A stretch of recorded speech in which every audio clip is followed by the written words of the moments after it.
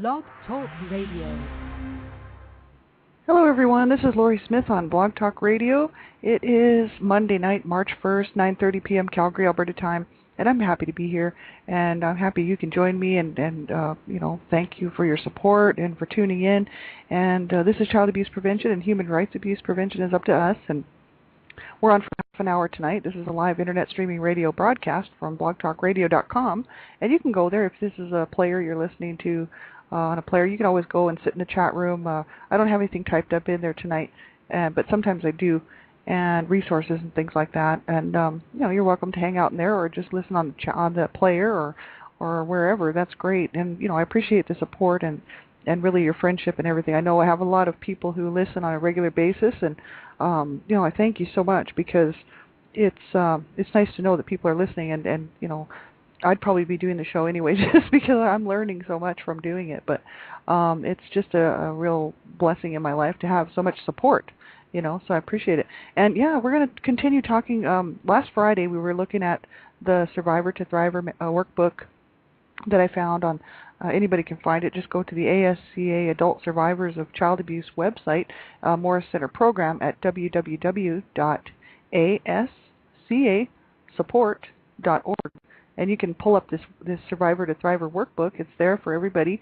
It's free, and it's a self-help book if you're far enough along in your healing, and everybody knows and should know where they're at in their healing process. If you're a survivor of child abuse of any kind, or any kind of domestic abuse, domestic violence, you kind of know and should take a look at how far along you are in your healing process before you start a workbook like this. And they devoted a whole 34 pages. Their very first chapter is called Safety First, and it's just so important that people know and understand that certain things can trigger us, and certain things, just depending on where you're at in your healing process, there are things that can trigger people. And that can be very, it can set you back in your healing process, right? The whole idea is to be safe, and so you want to take things as you can, and just slowly work through things. It's better to have somebody to do it with, and they even suggest that in the book, in their workbook there, they said, if you have someone like a friend, a really good friend who's been there to support you and really backs you up and is helping you out walking through this journey, that's the best thing to do is get together with this person and say, I'd like to work through this workbook, but I'd like to have somebody here with me while I do it, because it could be quite stressful, and just depending on how far we are along in our healing. So the first 34 or so pages actually talks about that. So it is very important that, I'm just going to say, I'm not a professional. I'm not a professional counselor or therapist. I don't hold any certificates in those areas. And this is not a professional show. It's just me paying to do this show. I'm a student, part-time student at MRU here in Calgary, and I just do this show because I've stumbled across Blog Talk Radio listening to a great show, Voices of Hope, Gail Crabtree's Voices of Hope on Blog Talk Radio. And I just clicked on the button where it said, do you want to start your own Blog Talk Radio show? Just out of curiosity, actually. I just clicked on it to see, what it was all about. And I ended up with a radio show, with a Blog Talk Radio show. So that's how that started. I had really no intentions on going on the air and doing this. But I thought, hey, why not? Bring some more information to people. And it's helping me walk through my journey. And I thought, if this information is helping me, it's bound to help somebody else. And a lot of times we just don't. I learn so much from other people and resources, and it's not about who gives somebody the resources or whatever. The resources are out there, but sometimes we don't know how to search them out. So I'm happy when people give me resources, and I'm happy for people to pass my resources on to other people. And I don't want my name mentioned or any credit for it, because it's not my stuff. I always tell who is actually whose work I'm actually looking at. I always give the actual website, the actual work that I'm looking at. I read directly from the page. It's not my work, and but it's just so important that we all know there's help out there. That's the whole issue, right? There is help out there. There's really good help, and so many times, I didn't realize there was so much good help out there, or I would have probably reached out a long, long time ago, but I never searched it out on the web, and until about 3 years ago, a little under 3 years, really 2.5, I decided to start getting involved and, start really, doing something proactive to to stop human rights abuses mainly. But then in the back of my mind, I was just thinking, child abuse is human rights abuse, and I, growing up in the home that I grew up in, and seeing the things that I saw, and also a lot of my friends grew up in abusive homes, I thought, why am I just sitting on the couch? As much as I need to walk through my healing too, I could be sharing resources with people. So that's how this show came about. So it's not a professional show, and it's not meant to replace professional help. That's for sure. And so I highly recommend professional help. And if you need professional help, it's not wrong to seek it. It's very important, and we all deserve a good life. That's what my main thing is. My whole main goal and mission is just to spread the word that we all deserve to have a good life, crisis-free, abuse-free. Just everyone deserves that. Everyone deserves to have a good life, a peaceful life, as peaceful as possible, and a healthy life, right? And so that was just so important to me. I thought, everybody should hear that. I know myself, I didn't hear that growing up, and so I had to take that on myself, and I realized I wanted a good life, and I thought, I'm going to have to really go do this myself. So that's why I'm doing this show, and I just hope it helps someone out there who's just thinking, I'm stuck in this situation and I don't know how to get help. Well, just start reaching out, and eventually as you reach out, you'll notice that all these hands will start reaching out to you, and it's just an amazing feeling to know that so many people actually care. I actually had no idea that many people actually would care and, reach out to me the way that they have. So it's just amazing, and the amount of healing that's been done in my heart is just amazing. So I just highly recommend everybody, and I can't stress it enough, just keep walking forward, and you will find that help, but you do have to reach out for it. And because it's just, people don't often see the adult survivors that they're suffering from, past traumatic abuse or whatever kind of abuse they're suffering from, even domestic violence victims and abuse victims. People don't often know that we've gone through these things, right? And because we're so good at masking everything, and we go through our daily lives, and people wouldn't know, and if we didn't tell someone, they wouldn't realize it, right? So it's really sad but true. We have to be the ones mostly to reach out, I think. And I know in my case that's the case. I was able to work and function, and I could go to work no problem. I could hold down 2 jobs and be fine. And then when I'd get home from work, that's when all the feelings would kind of come back. I'd be on my own, or just sitting in my own space. And even with my if I was with my partner or whatever, it didn't matter. I still was a different person at work because I can function quite well. But the thing is underlying stuff was just always eating at me, and I was just not getting any better for so many years.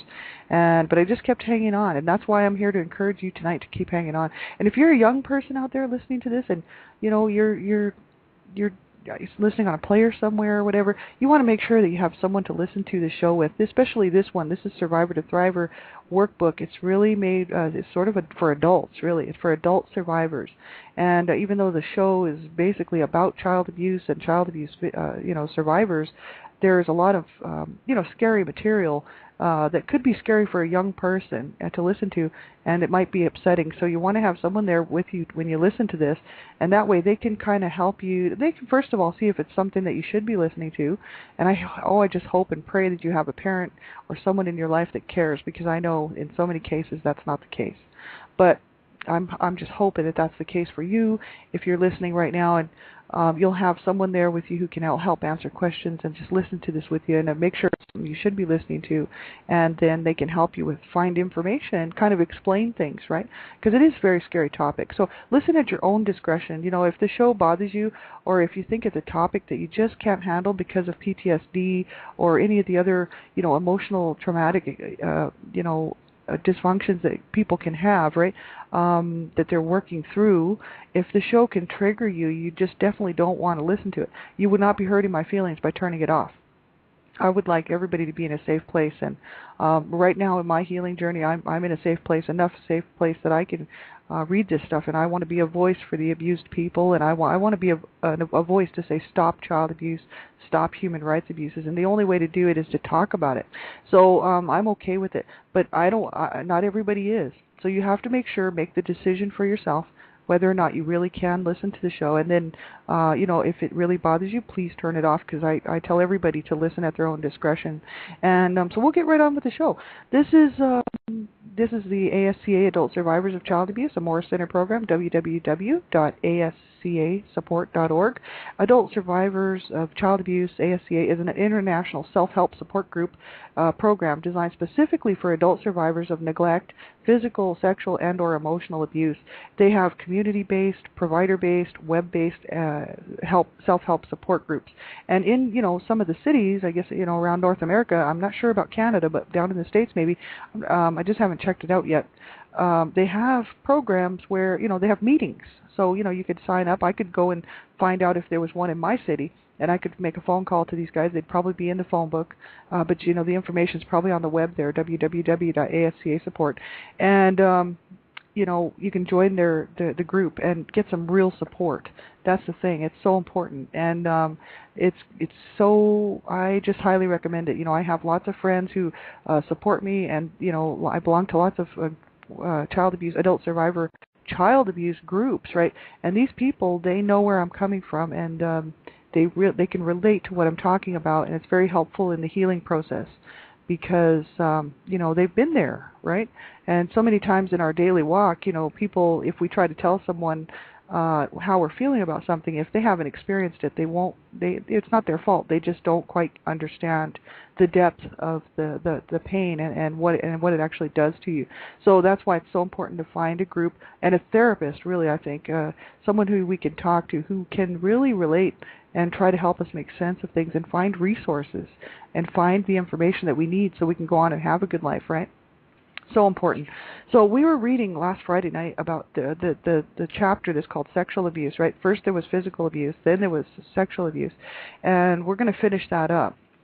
And I'm not going to go back and repeat it because it is a lot of information, but I'm just going to keep going where we had left off. And, you can go back and find this, and I'll give you the page number. Page 41 is where we're on the Survivor to Thriver workbook. And it's 115 pages long. I didn't print the whole thing because, I'm just printing pieces of it as I go. But you're more than welcome to go and check it out while I'm reading. You can find it right on the website there, and you can read along with me, right? There's all kinds of stuff that I probably will leave out just because it's very, very sensitive. And I don't know who's listening on the other side here. So some of it I just think is just, if you want to read that for yourself, you go right ahead.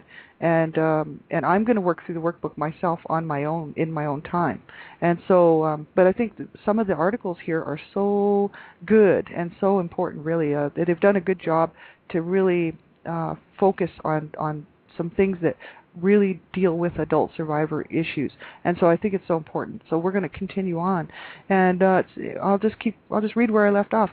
In cases where the sexual abuse occurs outside of the home, the reaction of the family is paramount in shaping the degree of impact on the child. When the family is supportive, gets immediate help for the child, and avoids any blaming or stigmatization, the long-term effects can be lessened. However, when the family does not understand, blames the child for the sexual abuse, or is unable to accept that the child was victimized, the impact can be truly devastating because the family's reaction confirms the child's worst fears, that she or he did something wrong or did not do enough to prevent the sexual abuse. In these cases, the family members become co-conspirators in the abuse because in failing to give the child what she or he needs during a time of tragedy, they may do far more damage to the child than did the abuser. It is no surprise that children will feel stigmatized by the sexual abuse if their families treat them with disdain and disgust. And that's just sad.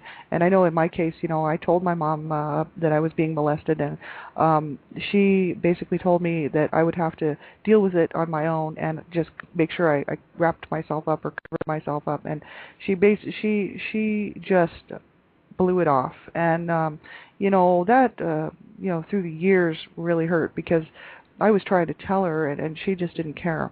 And so this can happen, but I know I've heard this in other people's. I've actually had friends who grew up, and they would tell me stuff that went on in their childhoods and stuff, and that their families just blew it off as well. So this is not good, and we all have to stand up for children. We all have to listen to a child. Children do not make up these stories.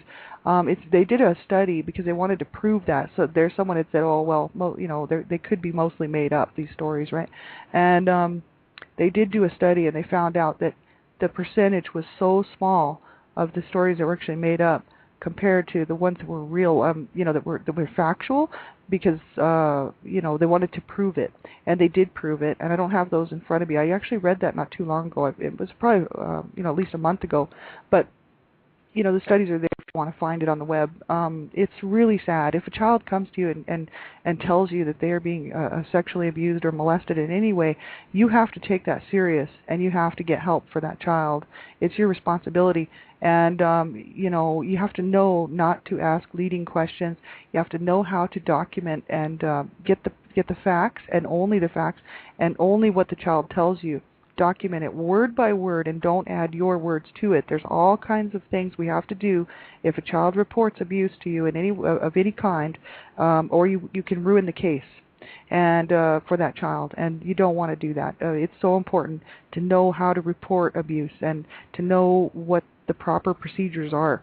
And so you can find that information. It's out there. It's on almost all the child abuse organization websites, and there's ways to report it. So make sure you do, sort of get that information and keep it in the back of your mind. You never know when a kid's going to come to you, or even your own child, and tell you something like that, and you want to be prepared just in case, right? Because it's a fact. Child abuse is happening all over the place, and child sexual abuse is happening all the time.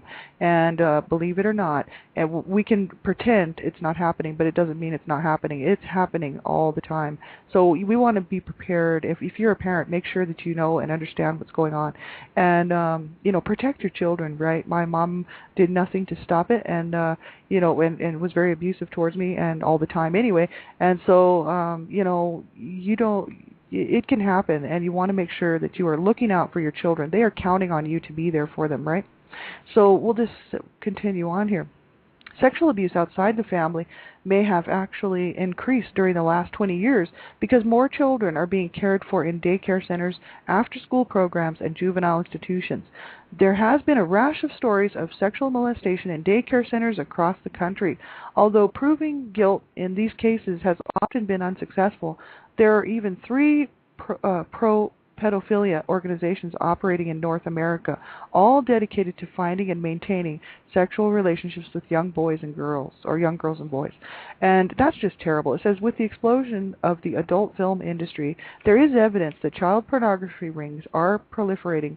It is estimated that upwards of 500,000 children are involved in these activities, and teenage runaways, many of whom end up on the streets hustling for food money, are likely targets for sexual abuse and exploitation. Unfortunately, the effects of child sexual abuse will not be fully felt until today's child victims grow up to become tomorrow's adult survivors. So, it's just horrible what's going on out there. And, we see it in the news, we see it in the papers, and still society has, there's a lot of people that do care, and I know that because I've met a lot of them, and I know that there's many more that I haven't met. And but it just seems like, in our own personal lives, we can say, oh, that's too bad, that's sad that happened, and we should just, we need to get better laws to protect these children and whatnot. And then, you don't hear any more about it. Nobody's talking about it. Nobody's doing really much about it. And there are groups that are working hard, and I know that, boy. I see that. And, thank God for them. That's all I can say. Thank God for the people out there who are actually taking their spare time and actually doing something about it, right? Because this is what it's going to take. It's going to have to take really all of us to get involved and say, you know what, no, this has got to stop. This has got to stop like right now. And so what are we going to do about it? Well, cities should just have think tanks going on. Towns, a think tank. It doesn't matter how big your city or town is. People should be thinking about this stuff and trying to figure out ways, looking at what's working, what has worked in the past, and really implement these programs, because this is getting out of hand and it's out of control, and it needs to stop. It's always been a problem. It's just that now we're really hearing more about it. I think that's really a huge issue. People, it's not so much, back in the old days, they would never even acknowledge it. They wouldn't put it in the paper. It wouldn't be on the news, just really hushed up. But now it's like, it's out there for everybody to see. And it's still going on. It's going on right now. And yeah, it's sad. And we really, the sooner we can really put a kibosh on it and just stop it, the better, because these are children. These aren't statistics, These are children, and this is so sad. This has got to stop. That's all I can say. So anybody out there who's doing anything at all, I'm so happy that I'm, to be able to add my voice to yours, and just to be able to say we have to stop this. And I just thank everybody out there who's doing anything to help a child, and anything at all, to help a child anywhere around the world, even in North America or anywhere around the world. I'm so thankful. And I just hope that more people will just get involved. And it doesn't matter if you have children. I don't have children. I would have loved to have children. I just didn't have any. And you don't have to be a parent to get involved. You don't have to be a child abuse survivor to get involved. I'm not doing this just because I was a child abuse survivor. I have a lot of love in my heart now, and I didn't used to, but I've always had this empathy with, people that were suffering, and, it just made sense. I thought, why am I sitting on the couch? I should be helping. If I'm going to be crying the blues because I don't like what I see on the TV, or I don't like what happened to my family, and then I'm going to sit here and just, watch another TV show and cry about it some more. I thought, I have to get up and get involved. And we can get involved in our own local communities, and that's what's great. There are groups working within local communities. We can support our local groups, if we, and really make a big difference in our communities just by getting involved in any possible way. And if you are doing that, well, my hat's off to you, and I just thank you from the bottom of my heart, because it's a lot of work, and we have our own lives to deal with, and our own families, and our own situations, and health, and everything else, and resources. But if you're taking the time to do something to stop child abuse and stop human rights abuse as well, that's pretty cool to me. So thank you very much. And we're going to continue on. There's some journal questions that they actually ask, and in this journal, like in this workbook, if you're going through the workbook, we can answer these questions, right? And it sort of gives us an idea. It allows us to write down the answers to those questions, and then we can go on and look at the rest of the chapters, right? And then go back and probably go back through the questions and see what our responses were. And it is kind of just helpful to journal, I think, to write things down. And you can always tear them up if you don't want anybody to find them, but it's just a release. It's a way to, like poetry and writing stories and books, or just writing your story. And even if you didn't want anybody to get a hold of it, you can always tear it up or shred it or whatever. It's just kind of a therapeutic thing to do, right? So we'll continue on. We're going to look at, we have about 7 minutes left, we're going to look at emotional abuse. That's the next chapter in this Survivor to Thriver workbook. It's on page 42. And this was done in 1995 and revised in 99. So, it's old, and so the statistics, if there's any in there, are going to be off. But the thing is the material's good, and I really like the way they presented it. Emotional abuse is defined as a pattern of psychologically destructive interactions with a child that is characterized by 5 types of behaviors: rejecting, isolating, terrorizing, ignoring, and corrupting. Emotional abuse involves the use of words as weapons. The scars left may be more psychological than physical, which makes emotional abuse harder to identify. Physical signs of emotional abuse may include malnourishment, small physical stature, poor grooming, and inappropriate attire for the season or circumstances. Behavioral signs that may suggest emotional abuse include constant approval-seeking, self-criticism, letting oneself be taken advantage of, excessive timidity or quiet aggression, indecisiveness, fear of rejection from others, and verbally hostile. Provocative or abusive behavior. Provocative or abusive behavior. Because these signs can result from other social and environmental causes, we again encourage you to take care in addressing your own personal experiences, right? Because even people who were not abused can experience these type of can sort of take on these behavioral issues, right? So it doesn't necessarily always mean that, every single person out there, if you're experiencing any of that, if you are experiencing that you were abused. It's just not true. But it's just that it sort of goes along with it. It involves it's the signs of emotional abuse, right? So, it's not always, every single person on the planet has been abused just because they might have, a low self-esteem or something, right? I mean, other people suffer from that stuff too. But that's the thing. We all know what it feels like, and it hurts, right? And if you've been abused, you really know exactly how much that hurts, right? Because much emotional abuse consists of words, and because the use and meaning of words are highly subjective, it is harder to quantify and clarify examples of emotional abuse.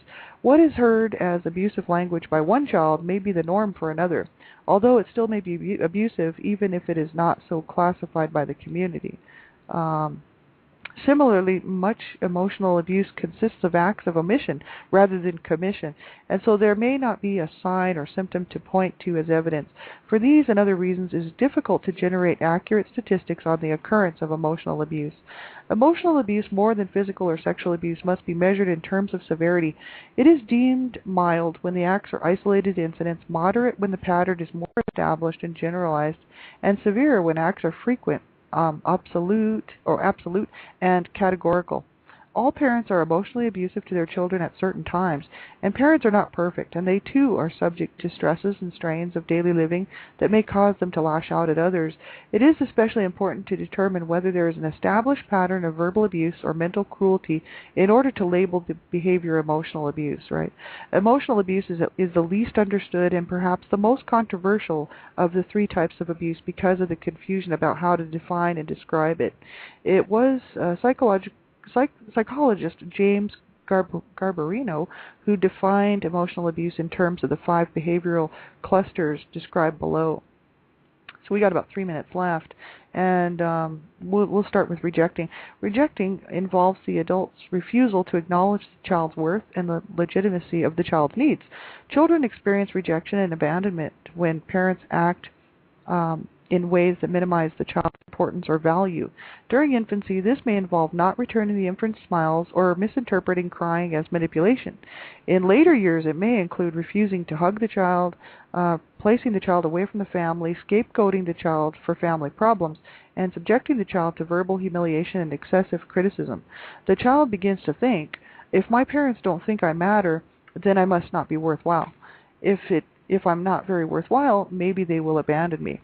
And so, I experienced actually all of that myself with my mother, and some from my dad too, but mostly from my mother. She was, verbally abusing me all the time and humiliating me, criticizing me, and telling me I was worthless and that she didn't want me and stuff like that, and always, pushing me away. And it was hard. It was definitely hard on me. It definitely had a huge effect on the way that I feel today. Even though now I've taken a huge turn in my healing, and so I feel so much better. But even 5 years ago, let's say, I was still feeling very much that I didn't matter. You know what I mean? And that's when I started to go through my healing process, I started to think, no, I do matter. And I changed my mind completely on everything. And I thought, I do matter. I do count. We all do. Every single one of us do. Every single person on this planet does. And that's why I got involved with human rights and child abuse issues, because I thought, we all do count. We all matter. And so many of us were not told that when we were young, and just grow up, with this self kind of loathing and self-worthlessness, right? And so I see that in a lot of people, and I don't know what their backgrounds are, but I just see that can happen with people all the time, and it's so sad because we all have just as much right to have a good life as the next person, right? So that's why it's so important, really, to reach out and get some help. Right, we've got a minute left, and just to really learn how to love ourselves, first of all, for who we are. And I had to learn how to do that. I had to learn to love myself, and because I really hated myself. I wanted to die. And I'm so glad that I hung on, and I hope that you will too. And I hope that you will just keep walking forward in your journey, and because one day you're going to come out of it on the other end, and you're going to be like, wow, this is amazing. Because I'm telling you, it's true.